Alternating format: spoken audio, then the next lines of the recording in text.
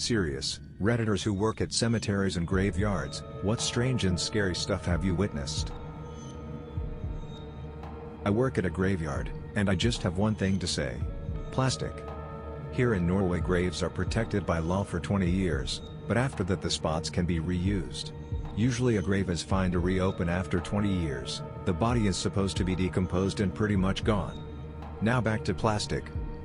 Between the 50s and 80s it was common here to be buried in plastic, to minimize smell and leakage.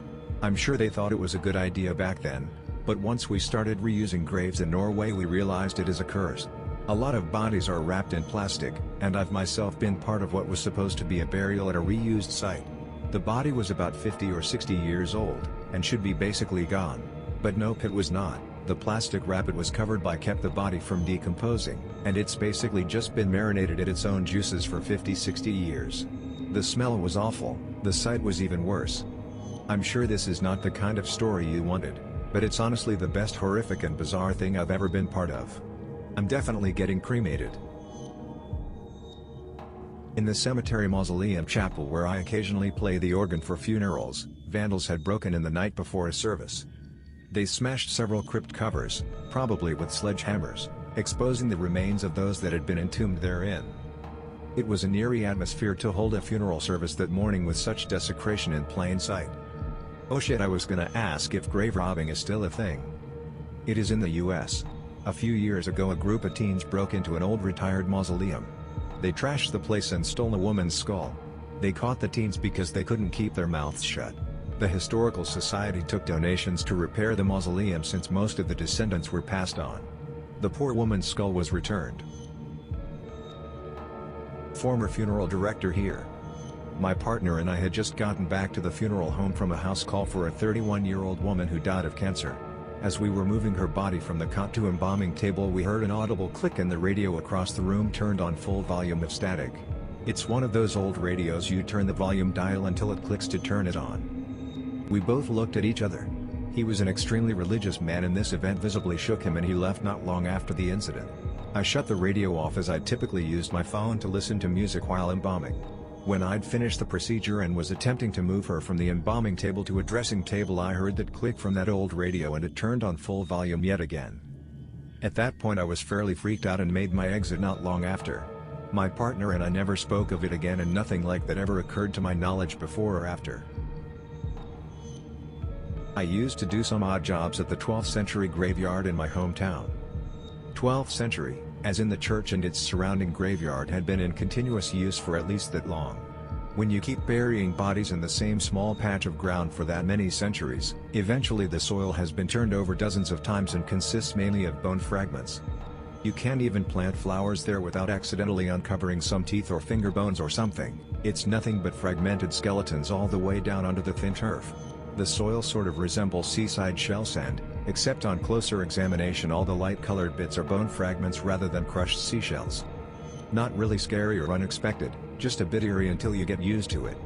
You learn to treat anything recognizable as human remains with respect, and just tuck it away out of sight under the plant or whatever else you were putting there. My dad purchased a cemetery when I was in middle school, and I worked for him through high school graduation. I did yard work, mowing, weed eating, flower beds, etc.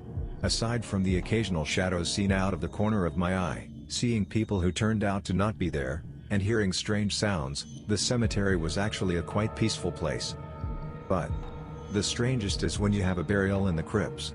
Basically, you dig down about 4 or 5 feet to expose giant cement doors. You pull the cement doors off and drop down into a little room. These rooms can fit 2 coffins, or years and years and years worth of cremated remains. So back in the 50s and 60s, families would buy one crypt and the entire fam would be cremated and put in it. Some just put the cremated remains in it and close her up, but others light candles and leave flowers and souvenirs and pictures and shit. It's fucking creepy opening up one of those bad boys after 50 years and finding melted candles and old pictures of the people inside. Plus when you hop down in there you have a weird realization that you are at the same level and completely surrounded by bodies. Edit, RIP my inbox. Thanks for the silver kind stranger. And just to clarify, I am originally from the Midwest, so weed eating is a relatively normal term used to say you're going to go whack some weeds. How do you just casually mention random shadows and people who weren't really there and then talk about how creepy the melted candles were? Like that's some next level minding your own business. When I was in college I worked part-time at a Jewish cemetery in reception/office management. The cemetery was closed from Friday afternoon through Saturday evening for Sabbath. We sometimes stayed a bit later in the office on Friday afternoons to get bills out or checks processed. We heard a loud commotion by the cemetery entrance which was locked and only staff could get in and out. The office manager went to see what was going on and made me come with her. We went down to the gate to find an older woman, probably around 70, dressed to the nines begging us to let her in. She kept saying she needed to get back. This was in the suburbs of NJ, so you needed a car to get around, but we didn't see a car or anything. She was just there in this beautiful dress. We couldn't open the gate without the cemetery manager, so we went to go get him. We brought him back to the gate and no one was there.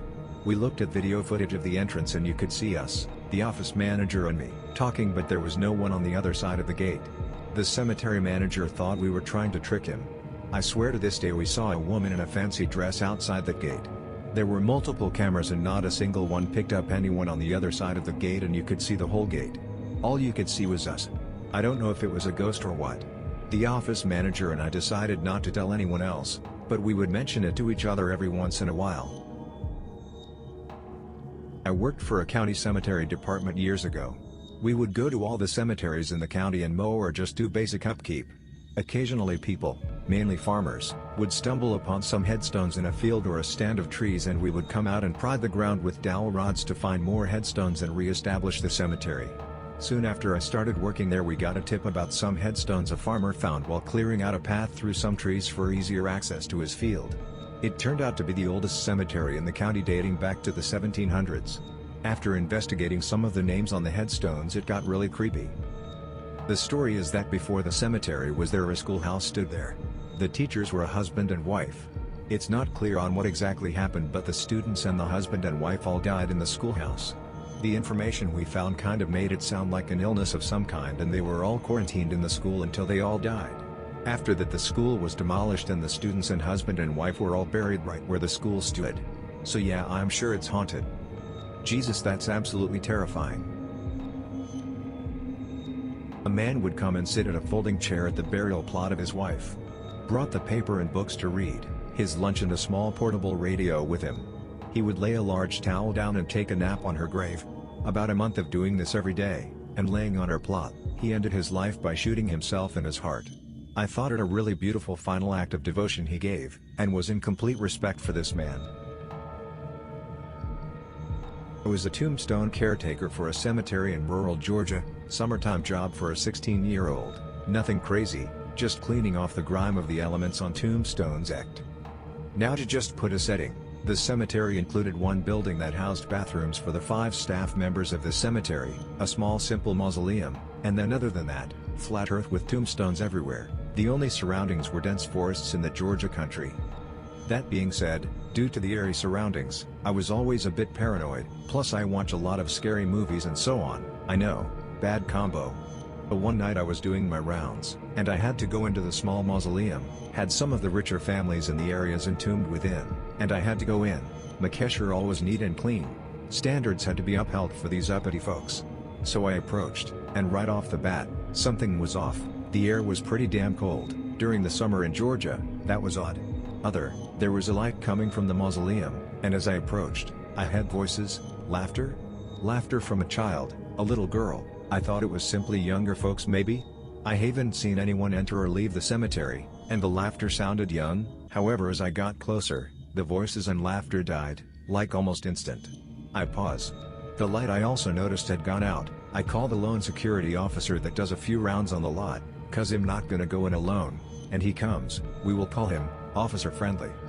When Officer Friendly arrives we both go inside. We see one of the doors to the entombed remains of a young girl, open. Nothing was disturbed within, but it was open, and a doll lay on the stone beneath it. Me and Officer Friendly do a small sweep. It was only 1 floor and 1 room, so it didn't take long. We close the door to the girl's entombment, and we both leave. As we walk away, we get about 30 feet from the mausoleum, and then all of a sudden, boom, voices and laughter again. I jump, and Officer Friendly looks to me, looking pretty shaken, says to me, "You hear it too?" We look back, and boom, lights back, laughter continuing. We don't go back and just book it.